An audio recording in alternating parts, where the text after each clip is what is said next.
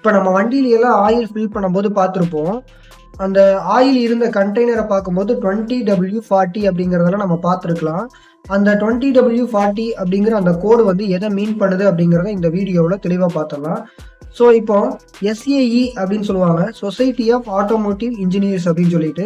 அந்த அமைப்பு என்ன பண்ணுது அப்படின்னா, ஒரு லூப்ரிகேஷன் ஆயிலாக இருக்கணும்னா அதுக்கு வந்து ஒரு சில பண்புகள் இருக்கணும் அப்படின்னு சொல்லி சொல்றாங்க. ஒரு திரவ பொருளாக இருந்தாலும் இல்லை வாயு பொருளாக இருந்தாலும் அது ஒரு இடத்துல இருந்து இன்னொரு இடத்துக்கு ஈஸியாக வந்து ஃப்ளோ ஆகணும். அந்த இடத்துல விஸ்காசிட்டி அப்படிங்கிற ஒரு ப்ராப்பர்ட்டி இருக்கு.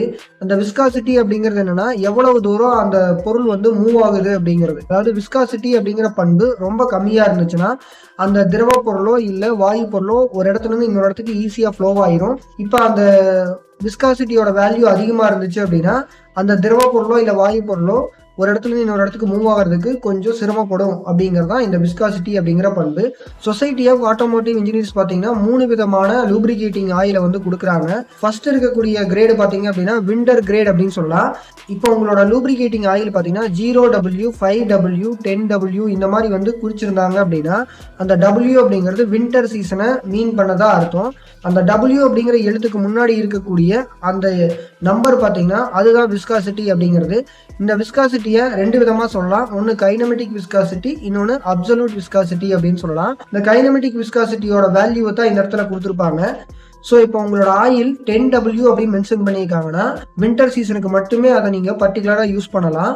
ஸோ இப்போ 10 அப்படிங்கிற நம்பர் பார்த்தீங்கன்னா விஸ்காசிட்டி நம்பர்னு சொல்லலாம். அந்த விஸ்காசிட்டி நம்பர் அப்படிங்கிறது தான் கைனமெட்டிக் விஸ்காசிட்டியோட வேல்யூவை மீன் பண்ணுது. இப்போ உங்களோட ஆயில்ல W அப்படிங்கிற எழுத்தை அவங்க மீன் பண்ணல, அதாவது 0, 10, 20, 15 இந்த மாதிரியான வெறும் நம்பர்ஸ் மட்டும்தான் நீங்க பார்க்க வேண்டியதா இருக்குது அப்படின்னா அது வந்து சம்மர் சீசனுக்காக மட்டுமே கொடுக்கப்பட்ட ஆயில் அப்படின்ட்டு நீங்க எடுத்துக்கணும். அதாவது அந்த லூப்ரிகேட்டிங் ஆயில் பார்த்தீங்கன்னா சம்மர் சீசன்ல மட்டும்தான் நல்லா பர்ஃபார்ம் பண்ணும்.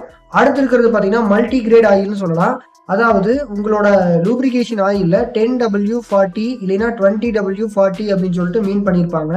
அதில் அந்த W அப்படிங்கிறது வின்டர் சீசனுக்கு மீன் பண்ணியிருப்பாங்க.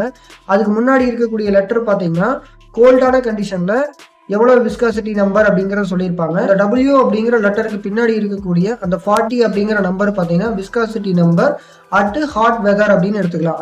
அதாவது 20 அப்படிங்கிற நம்பர் கோல்டான வெதர்லையும் 40 அப்படிங்கிற நம்பர் ஹாட்டான வெதர்லையும் வந்து அதை டிசைன் பண்ணியிருப்பாங்க. இந்த கிரேட் இருக்கக்கூடிய ஆயில் பார்த்தீங்கன்னா கோல்டான வெதர்லையும் அது நல்லா பர்ஃபார்ம் பண்ணும், அதே மாதிரி ஹாட்டான வெதர்லையும் அந்த ஆயில் வந்து நல்லா பர்ஃபார்ம் பண்ணும். ஸோ இப்போ உங்களுக்கு அந்த 20W40 அப்படிங்கிற கோடு எதை மீன் பண்ணுது அப்படிங்கிறது நல்லாவே தெரிஞ்சிருக்குன்னு நினைக்கிறேன்.